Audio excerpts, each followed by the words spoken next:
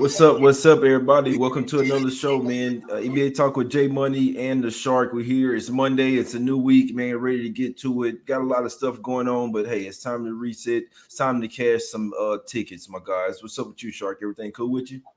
Yeah, absolutely. Beautiful Monday. My favorite Monday. I called that for a reason. You select it in your mind. You can make any environment yours. If this world did a better job of that, if people were taught that from birth, we'd all be living a better life in this beautiful world we are given. October 25th, 2021. Of course, we have Monday Night Football, and we have a beautiful NBA card tonight. Some really nice looks, couple toss games, but we're going to get into it, the details, the numbers, and the narratives. Jay, where do you want to begin here? Man, let's go to the top of the top, my guy. I want to start in this first game, man, with the Toronto Raptors facing up against the Chicago Bulls, man. Super short line, super fishy line, I must say. The Bulls have been red hot. The Raptors have yet to win their home game. In one of these games, the Raptors are 0-2 at the house. We know last time we called it correctly with the Mavs -4, and we had to get lucky. I mean, not necessarily get lucky. The Mavs had to come back in the second half and really, exploit the rest advantage that they had. But started off, 11-2, the Raptors won them. You know what this is? The Raptors are a very physical team. Some teams can't handle the physicality that they bring. I know that they got blown out in the first game versus the Wizards. They lost. They were supposed to lose versus the Mavericks. It was let's say they had the rest advantage. Now I believe that this is the game that the Raptors get their first home win, and I don't know, over 500 days. I see Toronto rocking. I see the Bulls possibly having a letdown. And even to make things even better, Shark, Vucevic questionable as well with an illness. I like the Raptors here, Shark. What you think? Yeah, I am agreeing, I'm aligning, and I'm fully assembling with everything you just said. This goes back to the other night. We went through a bunch of dynamics that you guys heard us say. We're going to say it again. You get a triple revenge game. Of course, 2020 was a very unique environment for a lot of teams. No one more than the Raptors. They played in Tampa. That stands for itself. They were not in the same country. They were in an empty arena. They were out of body. They were inconsistent. They were coming off of playoff runs in previous seasons. They had some roster ambiguity. And now you find the Raptors here coming in here who are 0-2 at home. We had Dallas correctly the other night. We say it every day. Consistency to the inconsistency. That was home game one. That was a 3rd and 4 back-to-back off a win at Boston. Now they get a day off. They're off a loss. That was a representative loss. They did get backdoored. They were competitive for most of the way. And they come in here. You look at the other side of this. Who are the Chicago Bulls? They beaten and covered the Detroit Pistons twice. And they beat a really fatigued, injured New Orleans team at home on a big figure without Zion Williamson. So Chicago is very misrepresented at 3-0 and 3-0 ATS. Chicago's way too hot. Toronto's way too cold. Toronto's 0-2 ATS at home. It's a triple revenge game. And the last point, go back to last year, the line is plummeting against. Chicago laid 4.5 in a road game in Tampa and did cover it. They laid 10.5 at home late season and covered it by 1.5. It's plummeting in all formats. Top play, and there's another top play, but this is a top play. Toronto plus 1.5. Yeah, I'll be honest, bro. I do like the Raptors here. And so this is the thing, guys. We lost with the Raptors day 2. They got smacked by the Wizards, as we found out. The Wizards may not, obviously aren't as bad.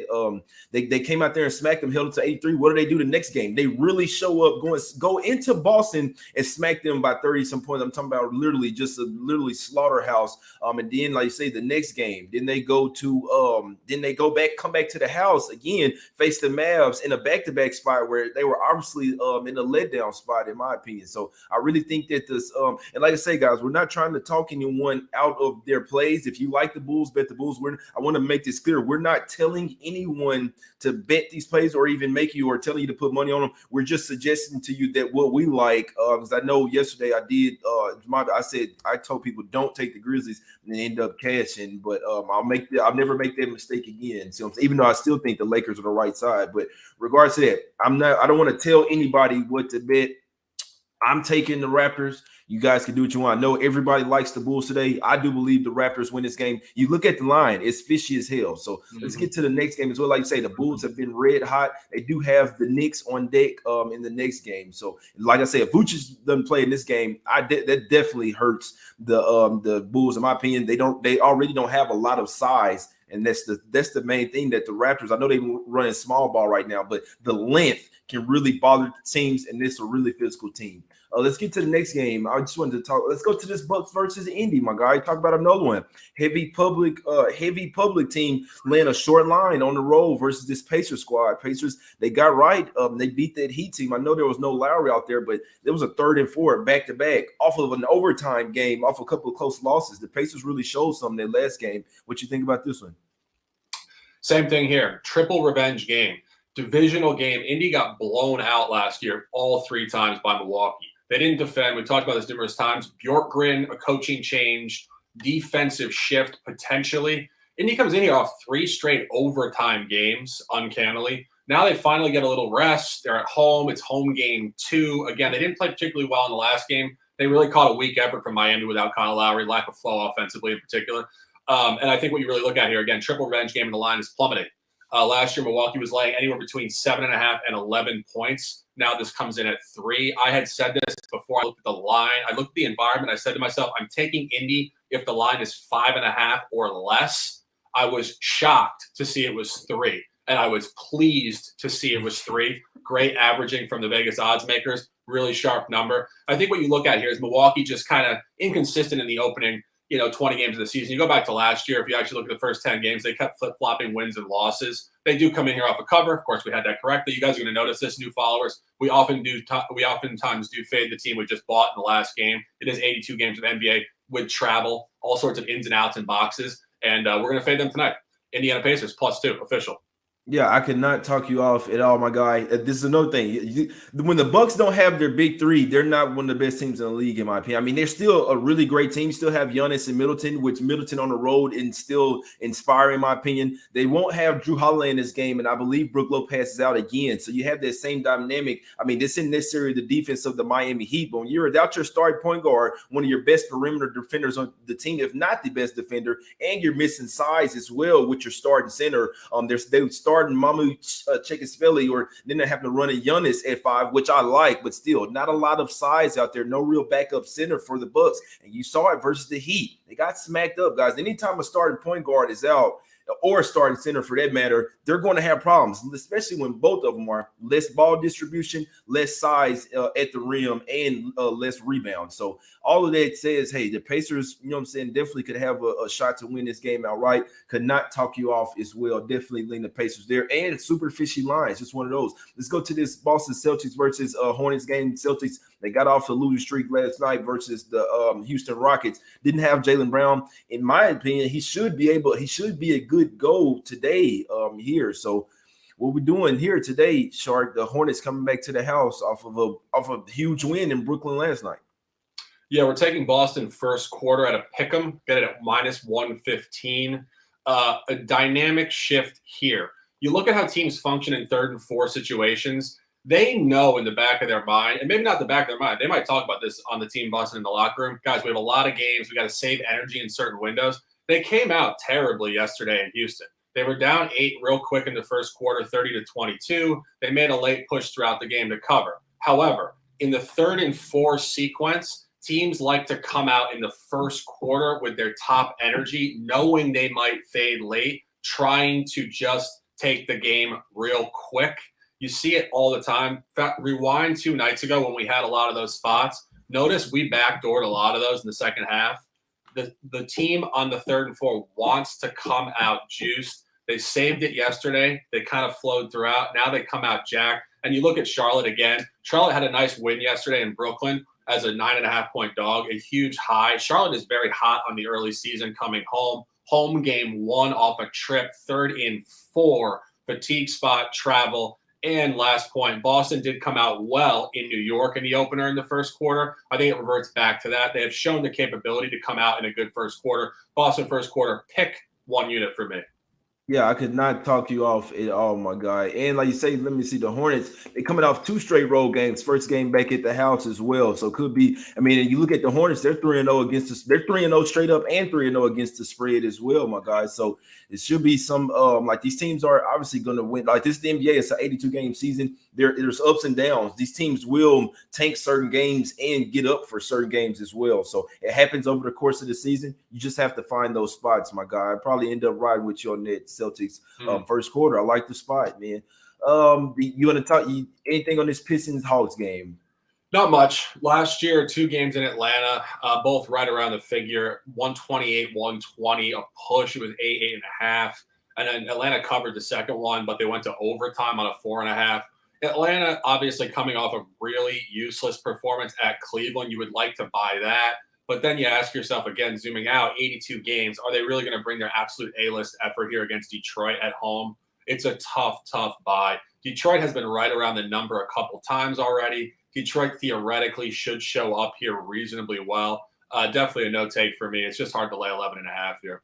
Yeah, definitely hard to lay 11.5. I did see if guys that's liking much. I did see that Jeremy Grant is like obviously one of their better players on the Pistons. He is questionable in this game, and what scares me is I can see him possibly sit out, and then the Pistons play even harder. Like that happens sometimes. One of their main guys goes out, which efficiency wise, he hadn't really been the best player on the team, but he's still their best player, so he's their go-to guy. So I don't know. Sometimes you get that best player out angle. I'm just not messing with it. Like it's Hawks or nothing for me. I don't want to mess with the Pistons. They look pretty bad, but like you say, these are the type of games that they cover and rock fight because they play really good defense as well. And that's the Hawks. They play really good defense, have the offense well. I'm not laying 11.5. It's just a game that I'm not really interested in, but it's definitely Hawks or nothing. Let's go. You got the Wizards versus the Nets here, Shark. Nets struggling, man. 1-2. They're coming off their loss at the house yesterday. Now they're going up against this Wizards team that's been hot. 2-0, 2-0 ATS. What you think about this one, my guy? This is a tough one. Of course, you would like to buy the Nets off a loss, but then you get a third and fourth situation fatigue spot. You look at what happened last year. Brooklyn had so many different roster groups they threw out across the 50-game window, or 72 or whatever it was. And the 3 games against the Wizards, they were 0-3 against the spread. So they haven't covered since prior to having this new roster. It's a tough buy regardless of the situation, though. They are fatigued. The Wizards are scrappy. They burned us once already. I really have nothing on this one. Yeah, no, I'm with you on that. The line's coming down. It was at 8.5 this morning. It's down to 6.5 at some spots. Where I do know they said they were saying about Kevin Durant is going to play like most of the back-to-backs. They're going to rest him some. I don't see him on the injury report right now. We know that Bill is game time decision. He didn't play in the last game. Hachimura is still out for them. This is a tough one, man. It is a 3rd-4 back-to-back, but the Nets didn't travel anywhere with the line still coming down and them coming off a loss as 9-point favorites at the house yesterday. I would lean Nets. It's not that I hate the Wizards or anything. It's just I do think that they will come back to the average. Right now, they're on a high. They're catching everybody in a surprise. It's a new team, a lot of new pieces, new coach as well. And like I say, maybe with that line coming down, they have some info that Bill is in. That's the only thing I can think. Other than that, I do feel like it should still be up there to 8.5. I mean, you just look at it. The Wiz been hot. The Nets been terrible. Why they're favored by 8.5? I think they're due to come up here pretty soon and smack the shit out of somebody. Like I really do think the Nets are due in one of these games. The Hornets had a prolific offense and can have some defenders out there. Not necessarily the same for the Wizards. So we'll see. They've been shooting the lights out. That's been going on with the Wizards, guys. Their offense has been sky high. They've been seeming to make every damn thing. So it happens sometimes. But when they get to missing some of those shots and they revert back to the average, they will get blown out of the water one of these games. Could be today, my guys. Magic versus Heat, bro. This was at 14 last night. It came down to 13. So some sharp money coming on the match. Yeah. Hey, they beat the Knicks straight up yesterday as 12-point underdogs. There was a home revenge game as well, though. So, I mean, I kind of tried to tell people yesterday about the Knicks. I'm like, hey, it's magic or nothing, guys. When they have that home, you take not necessarily the dog, but you take the team that lost their first game. And what do you know? Cole Anthony, them there went for a triple-double here. Can they do it back-to-back nights on the back-to-back with travel?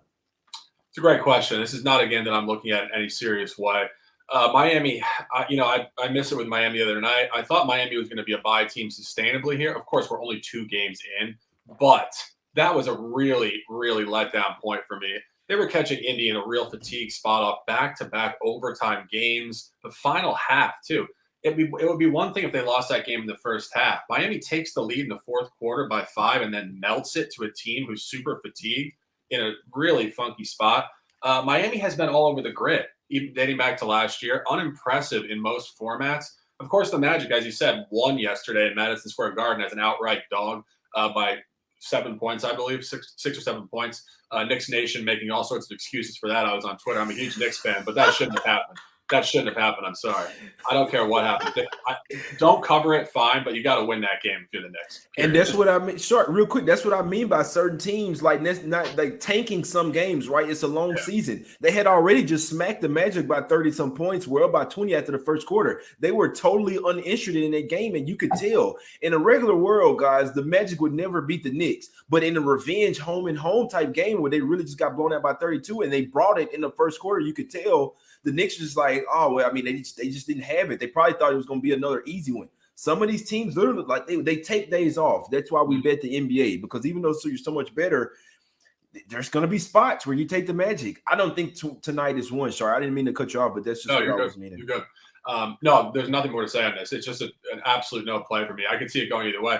Miami could lay down because it's the Magic. They're very uninspiring. Or the Magic could be totally fatigued off a real big high yesterday at Madison Square Garden. So no play. And the main thing why, because the Heat have other point guards, but they need like a guy because they used to have Dragic coming off the bench, giving them a lot of energy. They got guys like Gabe Vincent, Max Strus as their backup point guards. And it's not that they're not NBA players, but they were also playing in summer league. So that should tell you everything you need to know. They didn't have Kyle Lowry in that Pacers game, and that was the main thing that kept me off. I'm like, look, Lowry's not out there. I can't take the Heat. He's pretty much their only point guard. So if he's back in there today, I think they get back on the right. I think they get it back going, and if so, it'll likely be a smash. Like that was a huge game for the Magic. They had their starters in basically the whole fourth quarter. Like I say, if the Heat bring it tonight, bring that defense, that slimy defense with Lowry and the rest of the guys, they should smack regardless. But I definitely waiting on Lowry with the Heat, guys. Definitely do not take the Heat without Lowry. Next game up, my guys. We got the Pelicans versus Timberwolves. Man, you have that. This isn't necessarily home and home, but it is the same arena, a revenge game, back-to-back games with a day off. I know the Pelicans are 0-3. They've yet to lose, yet to win a game, and Timberwolves as well. They've yet to lose one. They've been at the house, so they are comfortable in their own gym. That's a little bit scary, but like my Shark always says, the last game was at 6.5, closed at 7. This one opened up at 5.5. Books will let you know, hey, the Pelicans may come in here with a lot more representative effort. Excuse me. What you think, Shark? I agree. I mean, I'm not going official with this one, but I would never take the Wolves here. You're looking at, we saw this last year. I think it's the first time in the sport where they ever had these back-to-backs in the same stadium. Of course, that was COVID induced. I'm not entirely sure why they continued it this year. Maybe they just liked it. It helps to travel for these teams. But you do get that playoff series effect where you're staying in the same town overnight. You get to think about it. You get to look at the same team in the face on the court the next night. And the revenge element takes on a higher level. And I think that's built into the line. Of course, professional odds makers are human beings who think along the same lines as Jay Money and I. They're thinking this too. They're thinking this team is ripe for revenge. They're also very deflated on the campaign so far at 0-3 and 0-3 ATS. And again, are the Timberwolves going to go 2-0 back-to-back against the same team? And again, New Orleans is not a bad team. They're working through a new coach, Willie Green. They have some injuries. They have some scrappy guys. Most of the guys they're running out there in the second unit are very young, and some of their fringe starters are very young as well. A lot of moving parts here, but I would never take the Wolves to back up a cover with a cover in this situation. Yeah, I'm with you on that. I don't necessarily agree with the starting of Herb Jones. Like I know that they're missing Josh Hart, and Josh Hart may be back today, and they will need him immensely, in my opinion. He'll likely coming into that starting role. It'll be Graham, NAW. Then Hart, Brandon Ingram, Valanciunas, which I like. It's not a terrible lineup. You need to bring Jones off the bench with Hayes, Trey Murphy, really good three-pointer, Kira Lewis Jr. I'll be interested to see when they get Satoransky. I'm not sure if he's injured or they just don't want to play him. You got this guy from the Bulls. He can possibly start in this league, if not give you a spark off the bench. We saw what he did in the Olympics with his team, I believe, with Czech Republic. But this guy Satoransky the ball. I'm not sure what's going on if he's injured or they're just not playing him. They got to figure some shit out over there. Willie Hernan Gomez. I think Willie Green's a good coach. He got to get this team to buy in. Obviously, no no Zion out there for a while, but this team is better than they've looked. I wouldn't be a bit surprised if the Pelicans win tonight. They need this type of win. Obviously, the Timberwolves are going off, but they got some matchups in their favor, like Valanciunas versus Karl Towns. That's a good matchup for them as far as like he can hang with Cat, he can defend him, he can score some points on him. They got to stop Russell. Graham had a terrible shooting game. He went 2 for 11 shooting. Graham's a lot better shooter now. I believe he went 1 from 9 from the three. If he hits a few more of those threes, like I say, it was a 4-point game with a minute left. They really could have got blown out by the Timberwolves. Yeah. They kept it in there. You know what I'm saying? To only lose by 7 in that first game. Now with the revenge spot, yet to win a game. Pelicans are nothing, guys. Pelicans are nothing. Yeah, and just jumping off that real quick, Devontae Graham is a very streaky shooter. We saw this last year. He's able to cluster 20 points in a quarter, particularly from beyond the arc. And again, I think the fluidity of seeing the basket in the same gym night 2 will help a shooter like that who needs to get into a flow and a comfortable rhythm. Hey, if the Magic win today, we got to give my guy, we got to pop some Coronas for my guy, One Corona in the chat. He says, take Orlando money.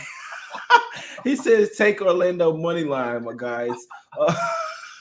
Hey, let's get to the next one. My guy said Jay Money like he about 19 years old. I was like, well, I like a Nintendo for Christmas. You know, I like talking NBA, Magneto. You know, we do this every day, man. Because we're not having fun, we're not living, right? Yeah, not because we have to, but because we love to do it for you guys, man. Shark, I don't have much on this Cavs versus Nuggets game. I know you was leaning towards the Nuggets. I actually think the Cavs might have the length to stick with these Nuggets here. An inspiring spot in the house. Let me see who the Nuggets got next. They have the Jazz tomorrow on the road. Talk about a look-ahead spot. This is, again, a really difficult spot to cap. There's just a lot of unknowns here, and the major unknown is motivation for either side, truly. Cleveland comes in here off an outright win against Atlanta. Again, is Cleveland going to back up a big effort with another big effort at altitude, out of conference? I take you back to last year. The Nuggets were actually very good on big figures against the East, specifically at home. Most of their non-covers on these big figures were against the bottom of the West at home. They did clean up Detroit. They blew out Cleveland 133-95, an absolute obliteration. They handled the Knicks by 20. There were a bunch of spots like this they did cover. For that reason, I would lean Denver. Of course, the look-ahead element is huge and not a great point to buy them. But I do think ultimately fading the Cavs traveling off a win is probably a better look here. Got you.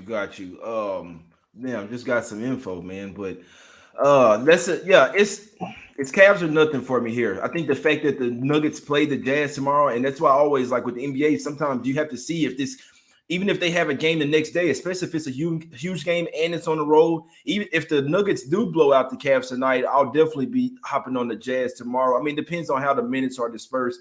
It could be a really huge look ahead. The Cavs obviously coming off their win versus the Hawks, where I mean they played a really good game. They were what? I know that line opened up. Yeah, they won as 8-point underdogs, covered their spread by a total of 14 points. So this Cavs team may be a little bit better than we think. That Mobley, he's a damn good defender. They got guys like Jared Allen, so they could throw Mobley or Jared Allen at my guy Jokic. You see what I'm saying? So you know they still missing Murray. They're laying 10 points. I could see this being an uninspiring spot for the Nuggets. I could see them coming here winning by 5 or 6 points, especially coming off 2 straight wins as well. If they struggle versus the Spurs, they might really struggle versus and the Spurs were on the back to no, they weren't. We took the Spurs on the back-to-back after Denver, but lean Cavs, it's not something I'm super confident with, but them getting plus 10 in this spot, especially with the Nuggets having the Jazz on deck, it's Cavs or nothing for me in this spot, my guys, plus the double digits. Last game up, man, we got the Blazers versus the Clippers here, my guys. I know the Blazers are getting some love.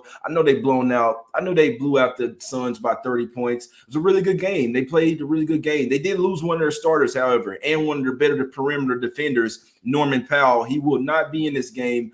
I like the Clippers tonight, man. It's not for a lot of reasons. They lost the last game at the house. They, had day off practice. Now, the only thing I don't like, Paul George said that they're still in preseason mode, but not necessarily that he's just saying that they need to get back on defense and that they're still starting to get their legs up on them. I mean, you've had 2 games already. See what I'm saying? So even if you were in preseason mode, you've had your starters playing. They barely lost. They could have got blown out versus the Warriors by 20 points. They were down, I think, 18 points, 19 points. Come back, only lose that game by 2.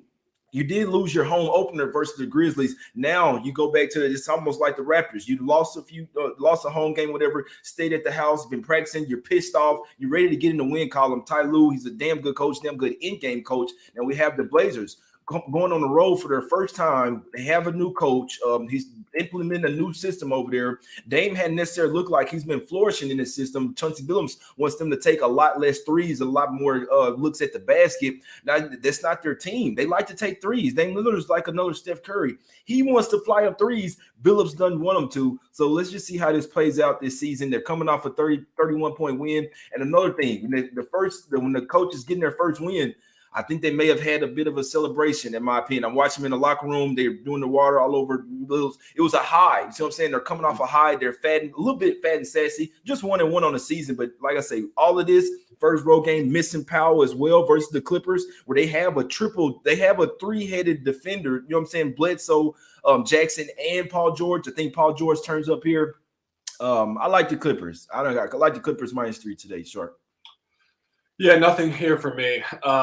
This is a tough one. I think having gone through it a couple hours ago, the Trailblazers are also in a triple revenge game here. They lost all 3 of the Clippers last year, which again is a significant motivating point. The line is not speaking to me at all. The numbers last year were 4.5, 1, and 6. This is 3. It's razor sharp. It's stock. It's not giving us much access and transparency. You do look at what you said. Obviously, Clippers 0-2 and 0-1 at home off a non-cover. Great buy there. Great fade of Portland coming off a massive win. But again, I think we're a little bit too zoomed in here. It's only 2 games. We're not in the middle of January fading a team on an 8-game winning streak here. It's right. 1 win. So they can definitely back up a win with a win. It's a merge point. I wouldn't disagree with your Clippers take, but I could also see Portland cover. So just a no play for me. Yeah, and if you guys like the Blazers, I'd say take the money line. Obviously, you know what I'm saying? I don't see the game being that close. It's either the Clippers are going to smack them by double digits or the Blazers will win straight up. So this is one where if I like the Blazers, I'm not taking the +3. I think they'll win the game. I don't think it'll land 1 or 2 there. Go ahead and get your plus money. Obviously, this is a toss-up game. Could possibly go either way. But looking at it, I do think that those are much better Portland teams. I think they're a little bit – I like Billups. I'm just not so sure this direction with the team right now. And the team isn't so sure either. They beat the Suns mainly because the Suns were coming off that high versus the Lakers. It was a 34 back-to-back, all that good stuff. It was a good spot play for the Blazers. I know even though it was revenge, I still think that, and I'm looking at the lines as well. A lot of the games they had Kawhi in there. That's why the lines were a lot higher. Some games it was Kawhi, no Paul George. A few games Paul George, no Kawhi.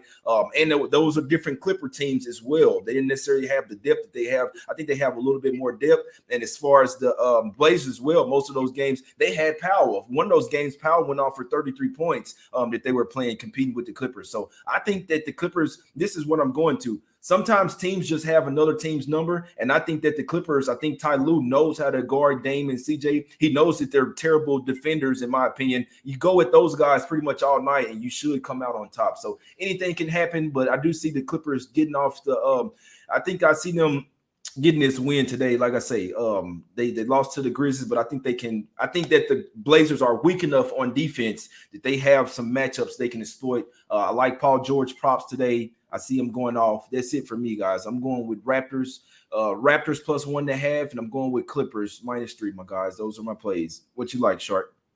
We got Boston first quarter at a pick'em, coming in here on a 3rd and 4 road back-to-back. Situationally, teams want to come out and set the tone, knowing in the back of their mind they might fade their energy late. They'd like to get a big lead and be able to coast late. They did the reverse yesterday in the front end. They were down 8 in the first quarter at Houston. Also intentionally, I think, to save energy for a second leg back-to-back. You also got the Hornets coming in here off of a road trip, home game 1. Great fade first quarter. Boston pick. Indiana Pacers +2. Triple revenge game. Line scaling against. No Drew Holiday. Pacers showing signs of being above average to competent. Obviously off a coaching change. Rick Carlisle trying to channel back to 2004 and the vibes there. Final play, Raptors alignment with J Money is money +1.5. Triple revenge game. Bulls. Who are the Bulls? They beat the Pistons twice, and they beat New Orleans, an injured team, once not representative of anything. Raptors have been competitive the last 2 games. We're fatigued in a loss in a 3rd and 4th spot to Dallas. We had Dallas there, so we know when to fade them. We know when to buy them. Official plays, top 3 plays. Sharky Waters Nation. 9 words of lifestyle. Ride the wave or get out of the water. Jake, close it. I love the looks, man. I like that Boston first quarter look. I may hop on that one as well with these very sharp call. That Pacers play is a very sharp call as well. I like to lean the Nets there. Definitely like the Raptors. I'm definitely betting that one. I lean Heat, even though the Magic played them tough. This is the strongest number for the Heat they've laid as well. It's always been -8. It's always been -9. The books know that this Heat team is in smash mode as far as well, especially when they have a full team, and know that this Magic team is a little bit worse than they were last year as well. So, like I say, the Heat have never laid double digits, or especially not this high, 13-4. It opened at 14. I think they're telling you that this is going to be a 20-point blowout win by the Heat. Heavy lean to Pelicans. You want to look at to their revenge game. You want to look at the team that has revenge or nothing, or don't bet the game. That's just usually how I roll. Lean Cavs. Nuggets do have a lot bigger game on deck tomorrow. Jazz. This kind of like a rival between them and the Jazz. I could definitely see them letting down today. And I'm taking the Clippers -3, man. Better coach, better defensive team, and they're coming off a couple of losses. They know that they need to get ready. You can't take too many losses over there in the West, especially if you're trying to really compete over there. So same thing. That's why the Lakers had to get to win last night. It was a must win for them. And Blazers, first game on the road, new coach, new system, all of this. And they're missing Powell just to make it even better. Clippers -3. Give me the Raptors +1.5. Don't be a bit surprised to see the Raptors close as the favorite there. I could see them closing at -1. And I hope that, I mean, I don't wish anything bad on anybody, but I hope Vucevic just takes a day off. You got a illness. He coughing. He got COVID or something, man. Somebody get him the vaccine. But no Bulls today. Raptors, Clippers. I'm going to give myself an edge up, man. We appreciate everybody for tuning in. Hit the like button, subscribe, my guys. This will be replaying on Twitter as well. So if you're watching a replay on Twitter, please hit the like button and retweet. That's the only thing we ask, man. Try to get 50 retweets on here, man. Appreciate everybody for tuning in. Go follow my guy on Twitter as well, @Sharkin Sports. 9 words of lifestyle. Ride the wave, get out of the water. We out, my guys.